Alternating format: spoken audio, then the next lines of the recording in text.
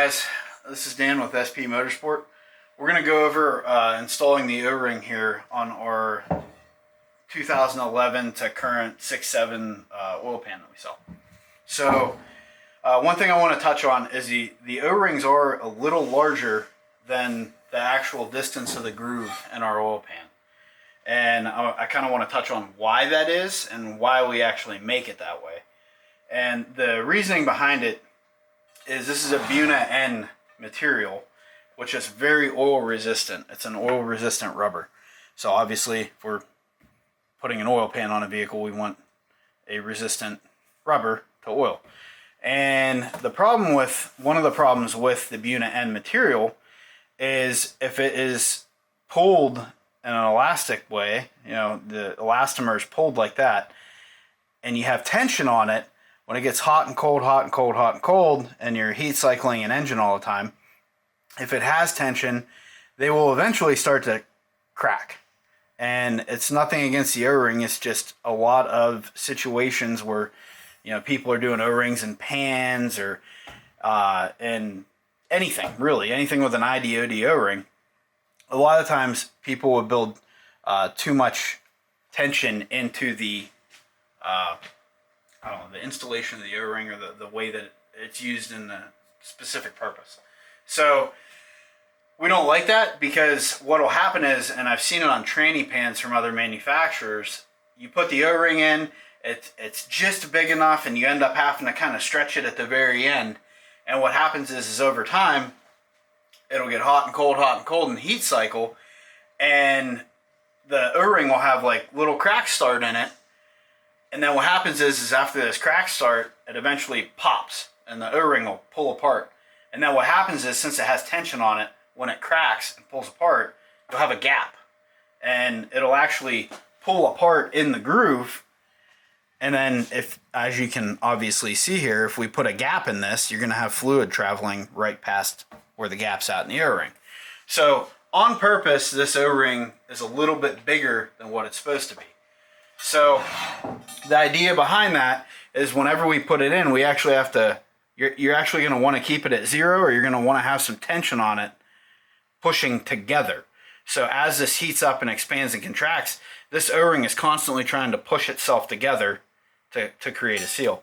So the easiest way to go about doing this is, don't try to put it all in at once. The easiest way to go about doing it is get it started in one spot like that. And then what you do is you kind of put your thumb there and push it together as you go down. And you kind of want to just keep tension on it and kind of push it together as you go. And you kind of, essentially what you're trying to do is kind of scrunch up the O-ring a little bit so that you have tension in on itself rather than trying to pull it this way. It's very easy to do. It's not very hard to actually scrunch up, but it's a lot easier to just throw it on there real quick and then be like, oh man, this thing's way too long. So we're just going to kind of work this around here. This is a little bit time consuming, but the nice thing is, when you're all said and done with it, you're going to end up not having an oil leak down the road. So we'll kind of just, like I said, you're going to kind of scrunch it up like that and then push it into the groove and keep tension on it.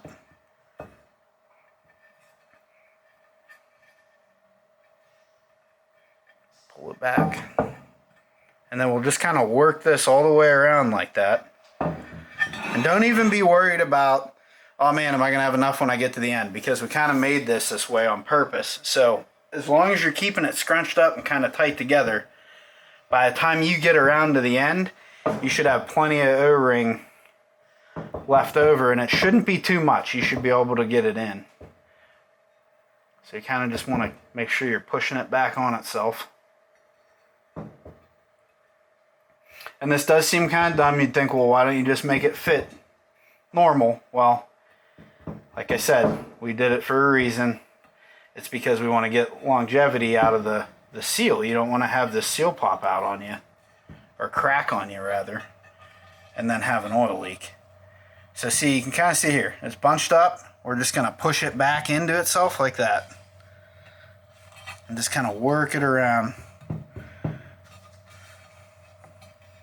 like I said, you may have to pull it out a little bit or push back in on it a tiny bit to get it right when you get towards the end. You might not have enough pushback, but it's pretty simple.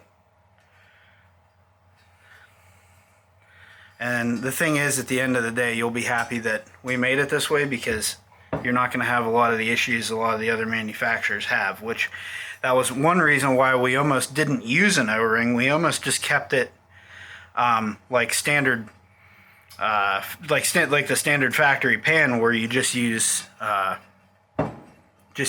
silicone. But we obviously didn't want to use silicone because we want you to be able to take the pan off and not have any issues taking it off. Make it easy.